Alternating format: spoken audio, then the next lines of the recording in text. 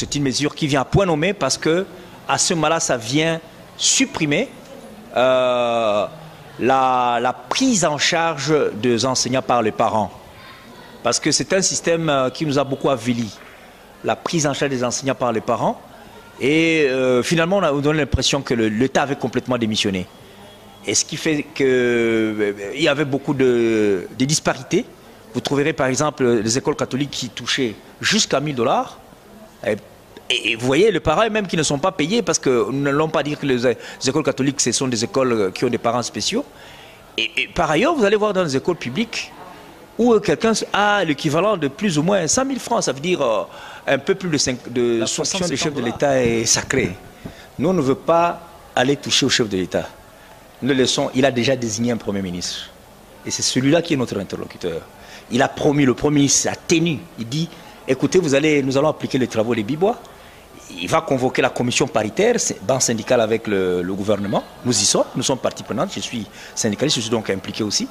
Et que fin septembre, il va nous donner le reliquat, les 160 000. Nous sommes aujourd'hui le 28, le 30 c'est le lundi. Et s'il ne donne pas, nous allons constater que le Premier ministre n'a pas respecté. Et c'est maintenant, nous allons déclencher des actions pour interpeller le Premier ministre, pour qu'il comprenne qu'il n'a pas tenu parole. La gratuité de l'enseignement, en fait, du temps de Kabila, du temps de Matata et tous qui sont passés là comme Premier ministre, Tchibala, etc. Moi, je vous le dis parce que j'ai sillonné l'ensemble de la République démocratique du Congo. Oui. À l'occasion du TENAFEP, j'ai sillonné partout. J'ai vu toutes les provinces, personnellement. Et j'ai même installé mes antennes au niveau de l'interprofession d'éducation.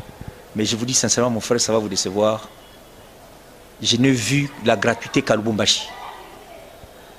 Et puis pour vous suivez la radio-télévision La Voix de la démocratie congolaise, Panorama d'Afrique, qui est basée à New York, aux États-Unis d'Amérique. Et c'est avec notre confrère Don Kaembe. Je suis Raphaël Tchananga, depuis Kinshasa, en République démocratique du Congo. La société civile du peuple, une structure intéressée dans le bien-être social des Congolaises et Congolais, vient de saluer avec grand plaisir la gratuité de l'éducation de base proclamée par le chef de l'État Félix Antoine Tshisekedi Tshilombo. Martin Kavoudia, le coordonnateur national de cette structure, invite le Premier ministre Sylvestre Ilunga Ilukamba à appliquer et exécuter le programme très ambitieux du président de la République démocratique du Congo, Fachi, afin que les enseignants ne perturbent leur travail d'ici début octobre. Nous avons rencontré Martin Kavoudia à partir du lycée professionnel de Matongé dans la commune de Kalamou. Alors Martin Kavoudia va s'exprimer. Nous invitons alors la réalisation à nous balancer cet entretien. Monsieur Martin Kavoudia, bonjour. Bonjour. Grand acteur de la société civile, président national de la société civile du peuple. C'est quoi la société civile du peuple? La société civile du peuple, c'est une plateforme qui regroupe les ONG, les associations, les syndicats, qui sont, si vous voulez, apolitiques, sans but locatif, qui se mettent ensemble pour pouvoir accompagner les gouvernants afin de pouvoir veiller aux problèmes de la population. Merci, parce que vous êtes en train de veiller aux problèmes de la population. Vous êtes aussi un grand acteur dans le système de l'éducation. Comment avez-vous suivi de plus près la gratuité d'éducation de base lancée par le chef de l'État? Oui, un grand acteur, oui, effectivement, parce que je suis président national aussi de l'interprofession de l'éducation qui regroupe toutes les associations à caractère éducatif. Je suis également le président national de l'association des conseils d'orientation. Et je suis un haut cadre de l'enseignement primaire et secondaire parce que je suis, si vous voulez, conseil d'orientation, chef de division. Et à ce titre, je suis qualifié pour parler de ça. En fait, c'est une mesure sanitaire. Le chef de l'État a lancé cette mesure en application justement de la Constitution. Vous savez, il a donné pour slogan « Le peuple d'abord ». En l'héritage de reste-mémoire Etienne Tshisekedi, donc c'est une mesure qui vient à point nommé parce que à ce moment-là, ça vient supprimer la prise en charge des enseignants par les parents. Parce que c'est un système qui nous a beaucoup avili. La prise en charge des enseignants par les parents. Et finalement, on a donné l'impression que l'État avait complètement démissionné. Et ce qui fait qu'il y avait beaucoup de disparités. Vous trouverez par exemple les écoles catholiques qui touchaient jusqu'à 1 000 $. Et vous voyez, les parents même qui ne sont pas payés parce que nous n'allons pas dire que les écoles catholiques, ce sont des écoles qui ont des parents spéciaux. Et par ailleurs, vous allez voir dans les écoles publiques où quelqu'un a l'équivalent de plus ou moins 100 000 francs, ça veut dire un peu plus de 60-70 $. C'est là que vous a fait saluer cette mesure. Oui, absolument, parce que maintenant nous avons un barème salarial. Et tous les enseignants, nous allons conjuguer, que ce soit les enseignants assis et les enseignants debout, nous saluons, nous avons le même barème et nous savons notre employeur, c'est l'État. Mais lorsque vous voyez un parent, vous le rendez employeur, ça devient le problème. Parce que nous savons que les parents ont un rôle éducatif à jouer en tant que partenaire éducatif. N'oubliez pas que la famille, c'est la cellule mère de l'éducation. C'est-à-dire que tout commence par la famille qui est le premier milieu éducatif. Et donc, l'école vient pour s'y suppléer à l'éducation qui a commencé au niveau de la famille. Et alors, lorsque maintenant il y a une articulation, c'est-à-dire que les parents reprennent leur rôle de pouvoir jouer les rôles d'accompagnement, c'est bon. Alors, l'État joue son rôle régalien de pouvoir, effectivement, si vous voulez, répondre aux impératifs liés au fonctionnement de l'éducation en tant que système. Mais je voudrais également ajouter une chose. Le fait que le président de la République ait clairement dit à la tribune des Nations Unies que le budget, la quotité allouée à l'éducation dans le budget national part de 8% à 20%, c'est une mesure vraiment... Et ça, des applaudissements à la Fachi. Nous allons y arriver. Vous avez fait presque une semaine de tournée dans des écoles. Est-ce que les enseignants normalement donnent cours dans des écoles publiques? Pour le moment, il faut le dire clairement, il y a le travail se passe au ralenti. Hein, parce que, pourquoi le se ralentit? Il n'y a pas de frais de fonctionnement. Les chefs d'établissement n'ont pas encore le frais de fonctionnement. Les frais de fonctionnement, vous savez que jusque-là, c'était 180 000 francs congolais alloués aux enseignants, plutôt au bureau gestionnaire des écoles, le préfet, pour fonctionner, les créés, etc., les fournitures scolaires, 180 000 francs congolais toute l'année. Et ça n'a jamais été donné. Ça n'a jamais été donné. Maintenant, là, il y a totalement un déficit. Vous savez, il n'y a pas de créé, les enseignants n'ont rien comme fourniture. Vous savez que les écoles catholiques, notamment Bosangani, Boboto et les autres, ont refusé carrément d'enseigner. Et la vérité, c'est qu'à Bukavu, par exemple, vous avez suivi le goût. Et la paralysie des activités, ils ont commencé la grève. Le mois de septembre, le ministre a dit que les enseignants doivent attendre les reliquats. Mais fin octobre, qu'est-ce que les enseignants doivent attendre? Non, le reliquat, oui. Le reliquat, c'est les 160 000 francs congolais. Et alors, fin octobre? Mais nous sommes déjà le 28. Donc avant le 30, nous espérons, demain peut-être, on va nous appeler, ou lundi, pour avoir les 160 000, oui. Si on ne donne pas ça, c'est que le Premier ministre n'a pas tenu parole. Et à ce moment-là, nous allons tirer les conséquences quant à ceux. Parce que le Premier ministre doit apprendre à respecter les enseignants, il doit apprendre à respecter l'opinion, il doit apprendre à respecter surtout le chef de l'État. Parce que le président de la République, c'est quelqu'un qui veut bien appliquer le slogan « Le peuple d'abord ». Ça veut dire qu'il faut que le travailleur soit bien rémunéré afin qu'il puisse faire face aux impératifs de développement. Et mais si le Premier ministre ne le dit pas, parce que c'est le Premier ministre qui a dit qu'il va, fin septembre, nous ajouter le 160 000. S'il ne le fait pas, c'est lui que nous allons attaquer. C'est-à-dire que nous allons paralyser le système d'éducation. Nous allons déclencher la grève à outrance. Donc début octobre, s'il n'y a pas d'abord cette partie-là, nous les jugeons 4 sur 4. Mais pourquoi ne pas se soumettre au dire du chef de l'État? Parce qu'à Bruxelles, il a dit, je ne suis pas un président qui fait le blabla, mais je suis un président qui dit et qui fait. Et vous venez de saluer le fait que le budget alloué à l'éducation est parti de 8% à 20%. Pourquoi ne pas attendre les prérogatives ou les paroles du chef de l'État pour fin octobre? Vous savez que la fonction du chef de l'État est sacrée. Nous, on ne veut pas aller toucher au chef de l'État. Nous le laissons, il a déjà désigné un Premier ministre. Et c'est celui-là qui est notre interlocuteur. Il a promis, le Premier ministre a tenu. Il dit, écoutez, nous allons appliquer les travaux des Bibois. Il va convoquer la commission paritaire, banque syndicale avec le gouvernement. Nous y sommes, nous sommes partie prenante. Je suis syndicaliste, je suis donc impliqué aussi. Et que fin septembre, il va nous donner le reliquat, les 160 000. Nous sommes aujourd'hui le 28, le 30 c'est le lundi. Et s'il ne donne pas, nous allons constater que le Premier ministre n'a pas respecté. Et c'est maintenant, nous allons déclencher des actions pour interpeller le Premier ministre pour qu'il comprenne qu'il n'a pas tenu parole. Mais ce n'est pas Fachi. Fachi, nous l'avons laissé. Fachi, c'est l'arbitre, c'est l'autorité suprême. C'est-à-dire qu'il y aura un combat, une guerre entre et le Premier ministre et le gouvernement. Lorsqu'on sait que le Premier ministre vient du FCC, et lorsqu'on a constaté que le président de la République a un mauvais souvenir du FCC, au moment où il a signé les ordonnances nommant les animateurs de la Générale des Carrières et Mines, ainsi que la Société nationale des chemins de fer du Congo, on a vu que le ministère, l'ancien ministre qui est sorti du portefeuille n'a pas pu mettre en application ces ordonnances. Pensez-vous que ce Premier ministre peut aller de même pas avec le chef de l'État? Mais s'il ne respecte pas, s'il ne se conforme pas au chef de l'État, nous allons exiger sa démission. Nous allons demander au président de la République de le démettre. Parce que ça doit être un Premier ministre qui applique sa politique. Mais on a traîné le pied, je crois, il y a l'ancien ministre du portefeuille qui n'avait pas voulu appliquer les ordonnances. Mais le Premier ministre ici doit appliquer à la lettre les instructions du chef de l'État. Le chef de l'État vient de le rappeler au niveau de la tribune de l'ONU qu'il va nous donner 20%. Le 20% dans le budget, ça veut dire un bon salaire, nous aurons des frais de fonctionnement, nous aurons des latrines, nous aurons de la clé, nous aurons le matériel didactique dans les écoles. Et finalement, l'éducation va aller de l'avant. Même l'examen d'État, on ne saura plus rien débourser.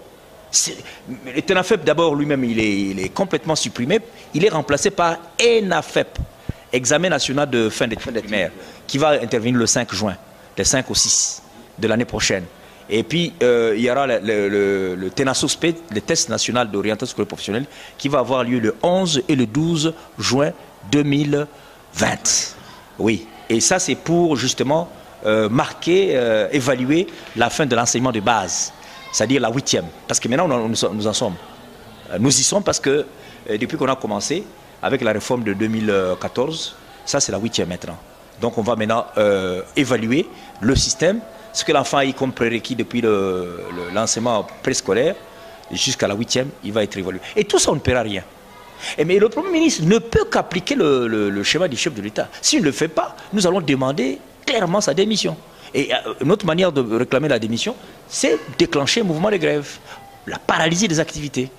Et ça, nous n'allons pas donner des cadeaux. Donc le rendez-vous, c'est début octobre. Ça veut dire maintenant, nous le jugeons sur les actes. Il est comptable pièce par pièce. Il promet, il ne réalise pas, nous on réagit. Il promet, il ne réalise pas, on réagit. Pas le laisser cumuler comme ça, comme nous avons connu les Matata et les autres qui nous promettaient mais ne réalisaient pas. On ne va pas. Ça, c'est un gouvernement du peuple, où nous avons un grand combattant qui est à la tête du régime. Alors, il faut bien que celui avec qui il travaille puisse comprendre que c'est le peuple d'abord. Voilà. C'est ça notre problème. Parce que vous avez cité Matata, il est intervenu pour dire que la gratuité a commencé avec eux, c'est-à-dire avec le prédécesseur de Fachi. Comment vous comparez, parce qu'on se souviendra qu'à l'époque de Matata, la gratuité était lancée dans d'autres provinces, en dehors de la province de Kinshasa et du Katanga à l'époque, mais aujourd'hui c'est généralisé, nationalisé, je voudrais bien dire. Et maintenant que nous n'avons que pour instrument colonialiste l'Église catholique est en train de chevaucher, pensez-vous que ça va tenir? Bon, l'Église catholique n'est pas notre employeur, il ne peut que chevaucher. Nous savons qu'il y a la convention qui lie le gouvernement avec les églises. Bon, il n'a qu'à s'en tenir à cela. Évidemment, ils sont nostalgiques. Hein. Vous savez que je comprends les catholiques. Les enseignants habitués à avoir $1000, pour le moment ils n'en ont pas, ils en font un problème. Et nous les comprenons. Mais nous savons que l'employeur reste l'État. Bon, la gratuité de l'enseignement, en fait, du temps de Kabila, du temps de Matata et tous ceux qui sont passés là comme Premier ministre, Tchibala, etc. Moi, je vous le dis parce que j'ai sillonné l'ensemble de la République démocratique du Congo. Oui. À l'occasion du TENAFEP, j'ai sillonné partout. J'ai vu toutes les provinces, personnellement. Et j'ai même installé mes antennes au niveau de l'interprofession d'éducation. Mais je vous dis sincèrement, mon frère, ça va vous décevoir. Je n'ai vu la gratuité qu'à Lubumbashi. Et puis pour les 3 premières classes, c'est tout. Première jusqu'en 3e primaire. Ailleurs, ce n'est qu'un slogan. Je n'ai pas vu la gratuité. Tous les parents ont continué à payer tous les frais jusqu'à aujourd'hui. Et vous savez maintenant, justement parce que vous avez insinué les FCC, l'actuel ministre de l'enseignement primaire et secondaire a créé une confusion. Oui, il doit faire attention parce que quand nous parlons de l'enseignement des bases c'est jusqu'à la 8e. Dire que les deux dernières classes doivent payer, c'est contredire le chef de l'État. Je vais vous prouver que si on se voit la fois prochaine, le document, la loi cadre de l'enseignement national prévoit que l'enseignement de base est gratuit. La Constitution, c'est vrai, parle de l'enseignement primaire, la Constitution à l'article 43 parle de l'enseignement primaire, mais la loi cadre qui vient appliquer, qui vient parachever la Constitution, parle de la gratuité à l'enseignement de base. Et donc, je ne sais pas si le ministre de l'EPSP a fait une bonne lecture. Mais encore une fois, nous l'interpellons. À ce stade, au niveau des micros, nous en appelons à sa conscience pour qu'il s'en tienne aux paroles du chef de l'État. Il y a plusieurs voix qui disent que le ministre de l'enseignement primaire secondaire et technique est un promoteur d'école. Et le ministre provincial de l'enseignement ou de l'éducation est aussi promoteur d'école. Ils ne peuvent que insinuer cela pour qu'ils tirent les ficelles de leur côté. Oui, mais en tout cas, les gens qui pensent comme ça, ils n'ont pas tort, parce que je sais que l'actuel ministre national, il est promoteur d'école, et Georges Simenon, et que bon, les écoles privées sont vidées des élèves. Les élèves ont quitté, parce que on ne paye pas, les enfants préfèrent aller là où on ne paye pas. Parce que vous voyez, avec la morosité ici, les parents eux-mêmes ne sont pas payés. Quel est le pouvoir d'achat du Congolais moyen? Nul. Avec le taux d'inflation, avec tout ce qu'il y a, et ça fait un problème. Les parents préfèrent aller trouver un peu de souffle du côté de l'enseignement national, qui consacre la gratuité de l'enseignement. Mais si M. Willy Bakonga vient par exemple dire, voilà, les deux classes payent, sur base de quoi? Parce qu'au niveau du Parlement, le Premier ministre a dit que l'enseignement de base est gratuit. Le chef de l'État, en parlant dans son programme de 100 jours, l'a dit. Il vient de le répéter encore à la tribune des Nations Unies. Mais pourquoi Willy vient dire autre chose? En fait, il n'y a pas photo. Nous demandons à Willy de se conformer aux paroles du chef de l'État. Est-ce qu'à l'heure actuelle, les classes de première année des humanités, deuxième des humanités, troisième des humanités, quatrième des humanités perçoivent-elles la motivation des parents? Non, ça ne perçoit pas. Et les chefs d'établissement ont remboursé tout l'argent qu'ils avaient reçu, surtout pour l'enseignement de base. Ils avaient complètement retourné l'argent. Nous sommes dans une école publique ici, donc on a retourné l'argent. Et les préfets qui n'ont pas retourné l'argent ont été suspendus. C'est ce que je vous dis. Il y a un corps d'inspecteurs qui sillonne, qui frappe tous ces préfets qui ont véreux, qui n'ont pas remboursé l'argent aux parents. Les préfets qui ont perçu l'argent pendant les vacances ont dû rembourser l'argent. Ils ont reçu l'argent aux parents. Et au niveau des écoles des humanités, maintenant là, il y a, si vous voulez, un acompte qui a été avancé, qui a été arrêté par le gouverneur de la ville. Ils sont en train de percevoir les acomptes. 200 000, 300 000, 400 000. Ça, c'est à partir de première des humanités, deuxième des humanités, qui était à l'époque troisième des humanités. Maintenant, on parle de première année. Donc après la 8e année, on retombe dans la première année, deuxième année, troisième année, etc. Merci Martin Kavoudia. Je disais tantôt que vous êtes un grand acteur de la société civile, président national de la société civile du peuple, un grand acteur et influent en ce qui concerne le syndicat des enseignants du Congo. Alors, vous trouvez que cette réussite tire son origine dans le peuple d'abord ou c'est dans ce que Kabila a laissé?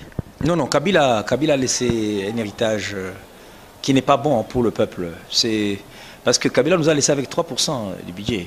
Mais je ne sais pas pourquoi est-ce que Fachi n'a pas voulu le dire. Il dit 8%. Nous savons sur le calcul. Je ne sais pas si ce sont les conseils qui lui ont demandé, qui ont mis ça dans sa bouche.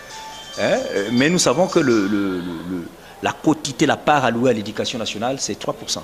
Et là, vous avez la rémunération, vous avez le fonctionnement, vous avez tout ce qu'il y a comme dépenses liées. Les écoles, les fameux 1000 écoles par an. C'est un slogan pieux. Et ces écoles-là, allez voir ce que Matata a lancé, il n'y a rien. Même Kimbuta a dit qu'il a construit 500 écoles dans la ville de Kinshasa. C'est rien. Et donc, c'est des histoires, c'est de l'utopie. C'est de l'utopie, il n'y a rien qui a commencé de ce côté-là. Et c'est maintenant la refondation de l'éducation comme a commencé avec Fachi. C'est parce que, effectivement, Etienne Tshisekedi a milité pour que nous ayons l'éducation de qualité. Je pourrais vous montrer un jour si vous voulez, la vision du projet de société de Etienne Tshisekedi, qui a mentionné l'éducation comme étant priorité de priorité. Lui parlait même de 40% alloués à l'éducation. Parce que lui-même, c'est un éducateur par excellence. C'est l'ancien recteur, un premier docteur de ce pays.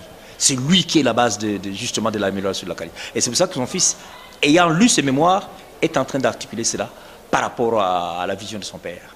Et pour l'instant, M. Martin Kavoudi, tant que rien n'est encore fait à l'intention des enseignants, des professionnels de la crèche, j'aime bien les appeler ainsi, quel est le message clé que vous leur donnez?